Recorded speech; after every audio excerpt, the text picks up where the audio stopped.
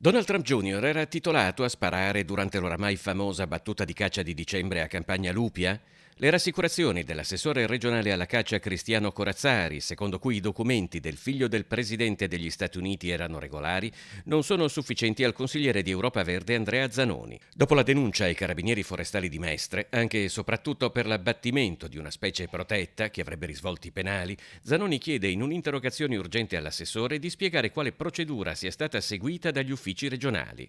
Secondo Zanoni, infatti, non risulta che il Veneto abbia una norma che permette il rilascio del tesserino regionale di caccia a cittadini stranieri e italiani residenti all'estero dietro presentazione della documentazione necessaria per l'esercizio venatorio nel paese di provenienza.